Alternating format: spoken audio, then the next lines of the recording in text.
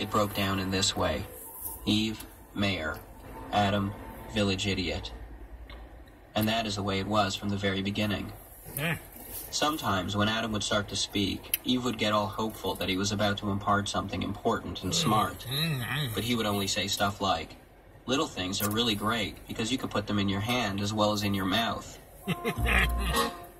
Eve would ponder how one minute she was not there or anywhere, and now she was. Adam would ponder nothing. In her dreams, Eve danced in the tops of trees. Her beautiful thoughts flew out of her ears and lit up the sky like fireflies. And there were all kinds of people to talk to and hug. And then she would hear snoring. She would wake up and there would be Adam, his yokel face pressed right against hers, his dog food breath blowing right up her nostrils. Eve stared up at the sky. Adam draped his arm across her chest and brought his knee up onto her stomach. God, watching in heaven, feared for Adam's broken heart, as though the whole universe depended on it.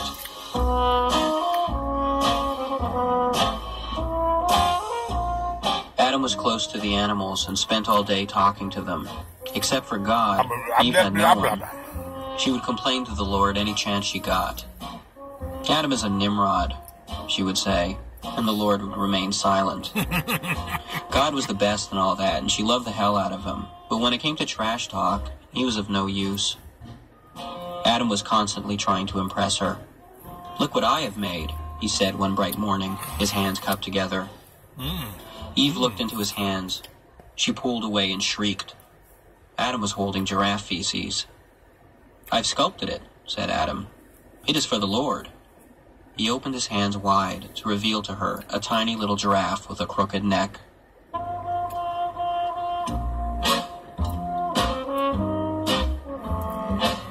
On some days, Adam galloped about exploring. His hair was wiry, and when it got sweaty, it hung down in his eyes. Adam was cute this way. On one such day, he saw a snake. Adam made the snake's acquaintance by accidentally stepping on his back. "Wow, that's smart," said the snake through gritted teeth. Their eyes locked, and in that very moment, the snake concluded that, indeed, Adam was a lummox, and that as king of the earth, his reign would very soon end. There was a new sheriff in town, and it was he. It was no longer the story of Adam, but the story of the snake. Ooh, the snake. He could tell all of this just by simply looking into his idiot eyes. Idiot eyes. "I've seen you around with another one like you," he said to Adam.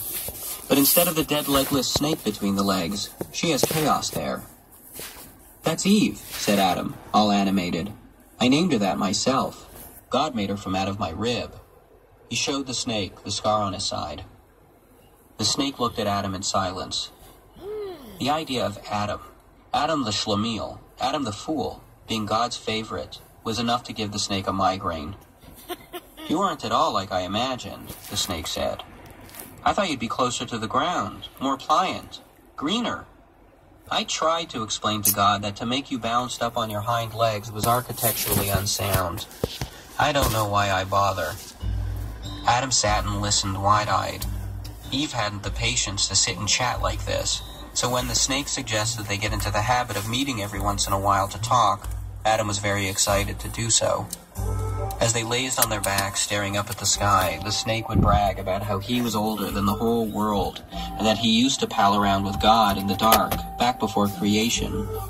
He said that in the darkness it was a truer, freer time, that in the darkness was the good old days.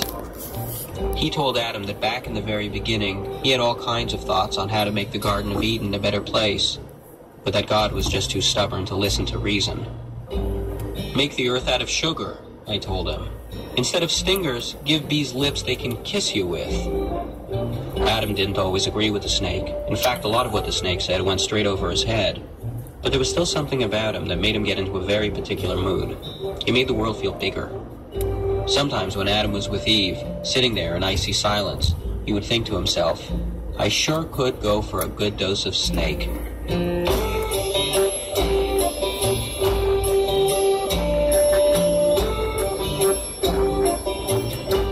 You would think that after all the time they spent together, the snake would finally find it within himself to start liking Adam, just a little bit. But instead, he only grew to hate him more. He took to comforting himself with thoughts of Adam's wife, Eve. From what he heard from Adam, she was hot and smart. Often he would imagine running into her, and the instant synergy they would have. Adam neglected to tell me how leggy you are, he would say, wrapping himself around her calf. The snake had no idea what he looked like. He was hairless, buck-toothed, 4 inches tall, and he spoke with a lisp. Adam had the IQ of a coconut husk, but he was still human. The snake, in his arrogance, was unable to grasp this, and so he daydreamed. Sometimes I'd think you were watching me, the snake imagined saying to Eve, because I felt like there were ribbons wrapped around me. Ribbons made of raw pork intestines. I would turn around to catch you sneaking a peek at me from behind a tree, but all I'd see were the hedgehogs, which mocked me. Come, my dear, let us eat from the tree of knowledge. Ooh, yummy, yummy, yummy, yummy, yummy. Tree of knowledge. You know what they knew? On Eve's very first Sex. day, Adam had explained to her the rules of the garden, just the way God had explained them to him. He had lifted his head up and had made his back stiff. He had spoken the way a radio broadcaster from the 1940s would. Another kind of woman, someone softer than Eve, might have found this charming. He explained that except for the tree of knowledge, every tree in the garden was theirs to eat from. I am a fan of the pear, Adam said. It is not unlike an apple whose head craves God. Tell me more about this tree of knowledge, said Eve. She enjoyed the sound of it, the tree of knowledge. It sounded very poetic. There's not much to tell, said Adam. If we eat from it, we will die. From then on, Eve talked about the tree of knowledge all the time. It was tree of knowledge this and tree of knowledge that. It's like it wasn't a tree at all, but a movie star. Sometimes she would just stand by the tree and stare at it. It was on such an occasion that she met the snake. When Eve first caught sight of him, she brought her hand to her mouth and gasped. She'd seen some repulsive animals in her day. A booby that percolated her vomit to just beneath her tonsils, a dingo that instilled in her a sublime sense of nature's cruelty, and a death watch beetle that filled her with existential dread. But still, there was something about the snake that made her realize in a flash that the world was anywhere from 60 to 80% oilier than she would have ever imagined.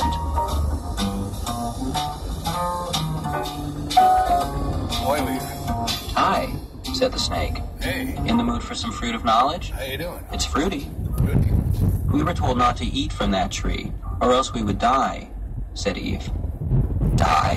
What an ignorant thing to say, said the snake, all chewing on a blade of grass on the side of his mouth.